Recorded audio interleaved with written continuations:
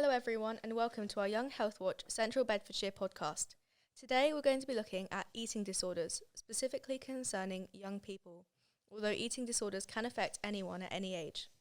The goal of this podcast is to inform, raise awareness and address misconceptions around the topic, and hopefully, dear listeners, serve as a source of support and comfort for anyone who's going through or knows someone struggling with an eating disorder, to let them know that they're not alone. Before we start the main body of our podcast, I feel that we should provide a trigger warning.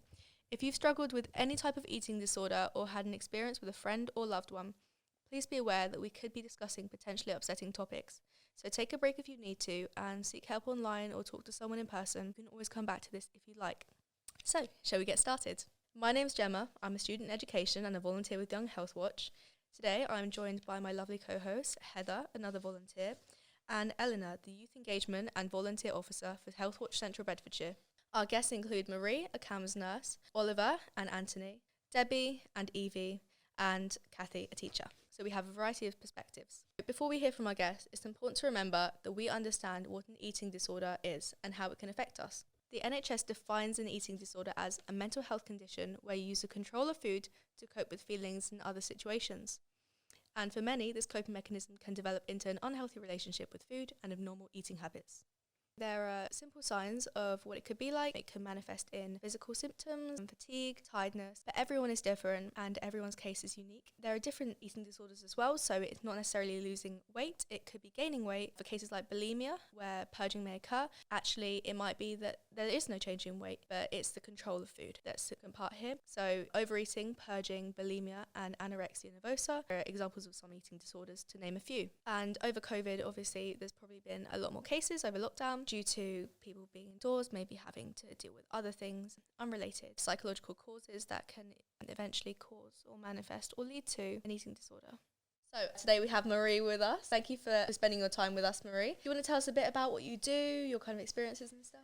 So I've been a nurse for about, 15 years or so, and the last few years working in CAMHS, so child and adolescent mental health, and more specifically with eating disorders in the community. But prior to that, I was working in an inpatient unit, but prefer community because you have a lot more scope of things that you can do to help young people, really. And patients that I work, or young people that I work with, my youngest is 10 that I look after, and oldest 18. Okay. So, yeah, quite a wide range.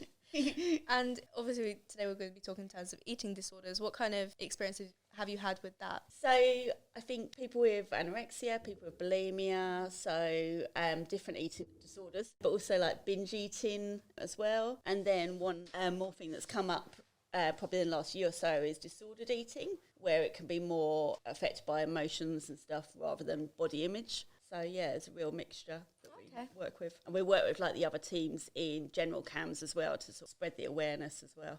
Cool. So what do you think some of the misconceptions of eating disorders are? I think one main one, we've got Eating Disorder Awareness Week coming up next week actually, so and I'm not sponsored to say that or anything, but yeah, so one thing that's come up from Beat, the main eating disorder charity, is they're raising awareness of eating disorders affecting boys and men.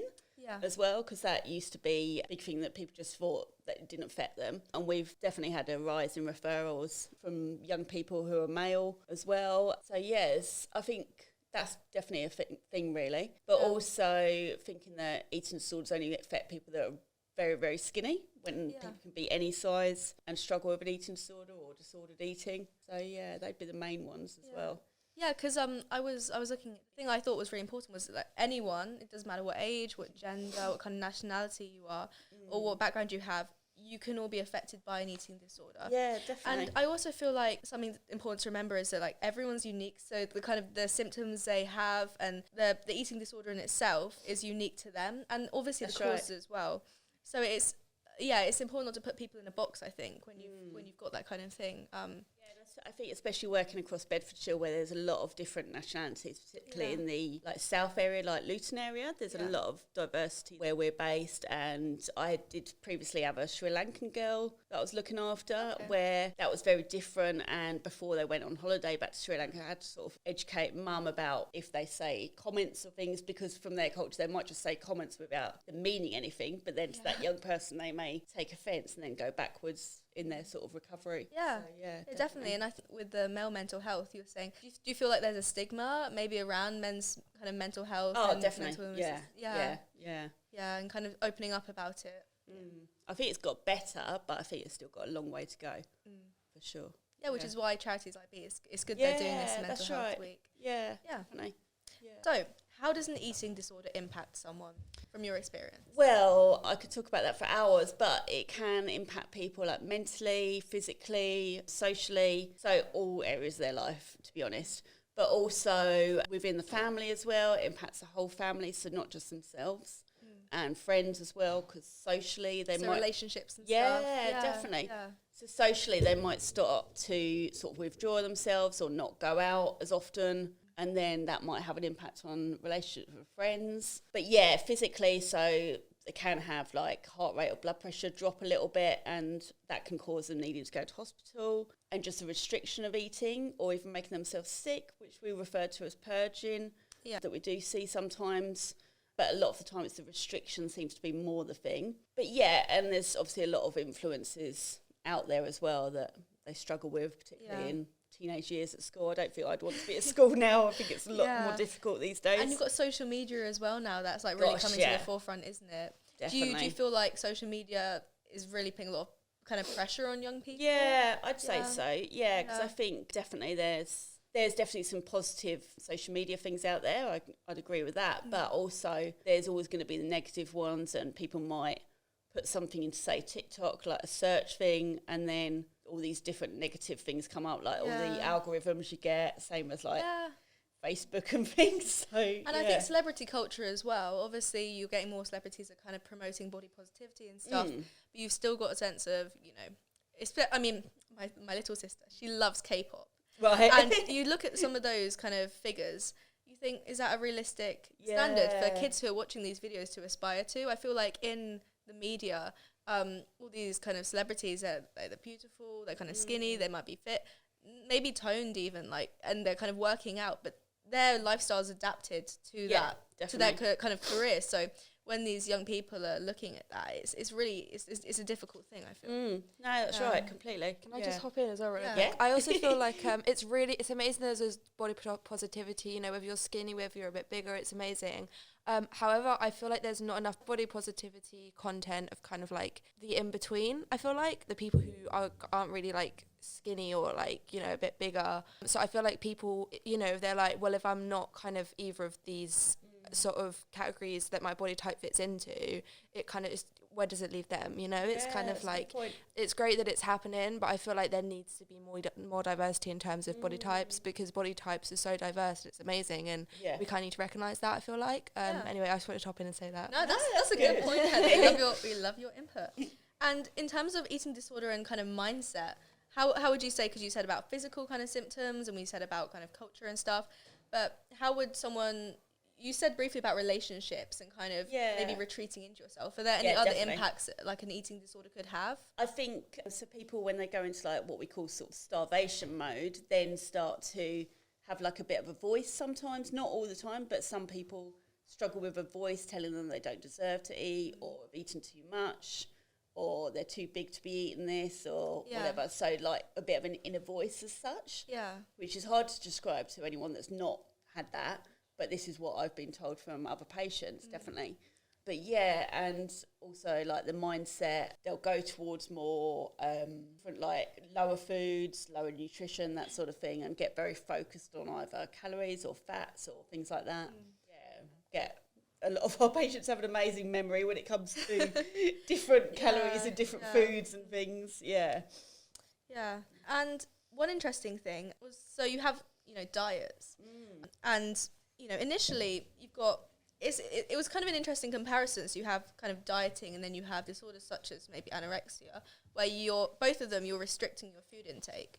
So could you clarify the difference between the two? Because surely if, you know, a diet isn't an eating disorder, so to say, it can progress into it. But so what would you say is the difference between the two of them? So I think people get a lot more kind of focused and like set on with an eating disorder, like very time consuming, where they spend a lot of their day thinking about food, whereas with a diet they might just have, say, low calorie foods or loads more protein or something, and maybe not be so sort of fixed on it. Yeah. Whereas with eating disorders, they sort of get very fixated on it and might get quite excessive about exercise as well sometimes. So do the two kind of go hand in hand? Yeah, a little bit, definitely. Yeah. Okay, thank you for that. Heather, you want to say anything else? So how do you think young people would identify with eating disorders? I think a lot of pressure seems to be like in schools, where then they sort of turn to the control of the eating. Control's a massive thing, where people might not be having much control in other areas of their life, say if they've got parents that have split up or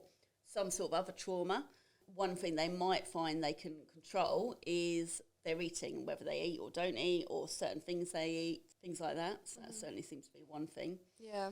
So, like, the cycle is, like, very hard to break. How do you think the most effective kind of way to break the cycle is, do you think? Like, have you seen anything that, you know, young people displayed that you think works?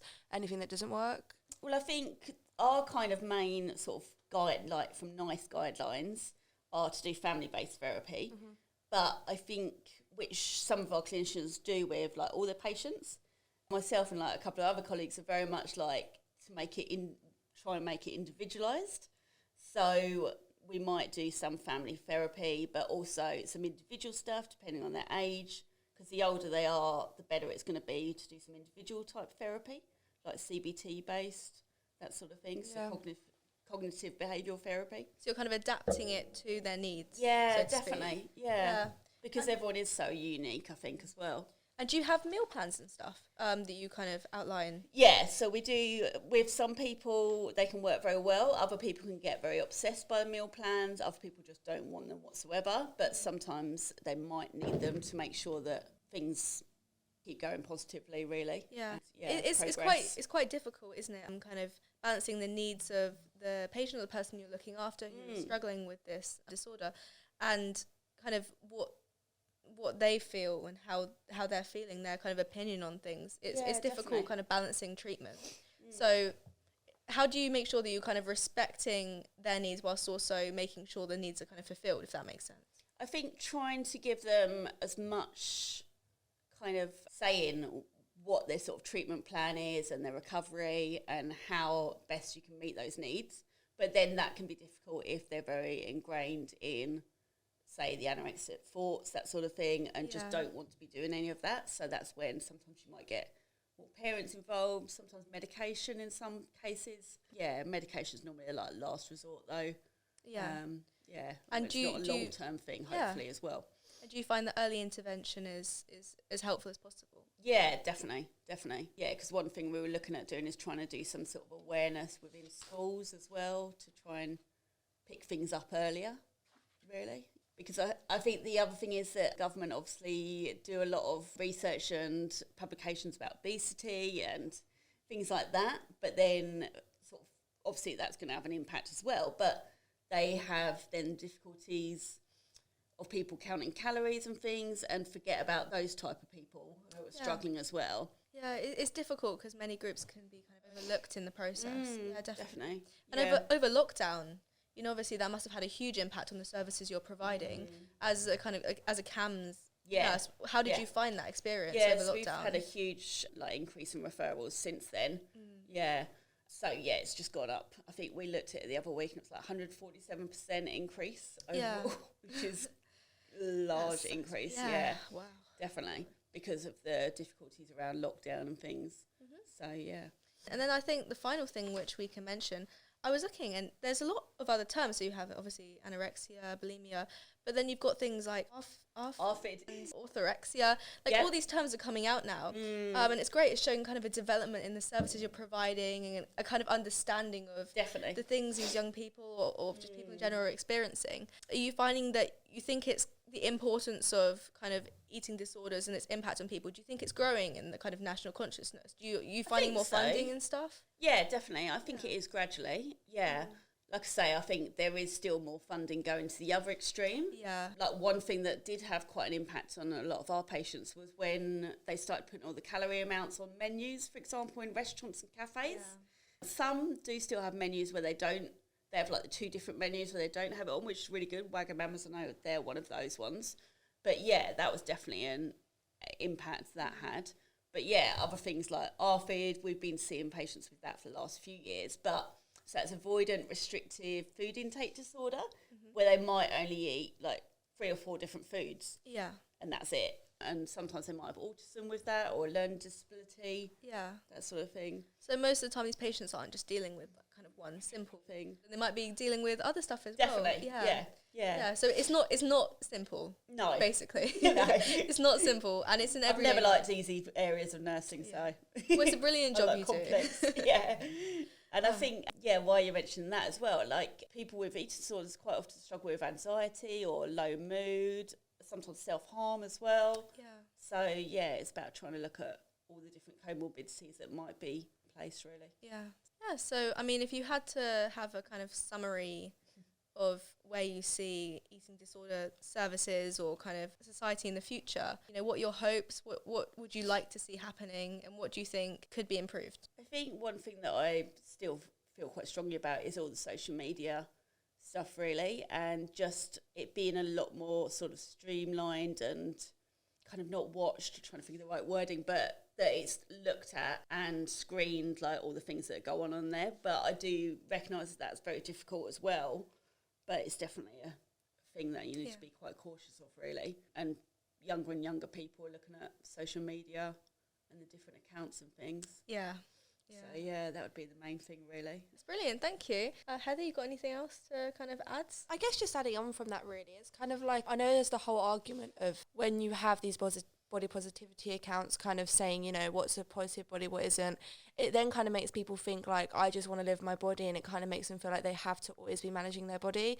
So it's kind of like, I don't really know the right way to word this, but when you kind of make people think that there's a problem, even when there's not, it's going to cause a problem. So sometimes we should just like let people live, because people might be happy with their body and they don't see anything wrong with it, but kind of people saying this is how you have to maintain your lifestyle in order to keep a healthy body, when their idea of a healthy lifestyle might not be another person's because of another person's body type, So Definitely, I guess just adding on from that was just something else. I think when we kind of get these ideas in our head that maybe our bodies aren't healthy when they are, it can be quite damaging.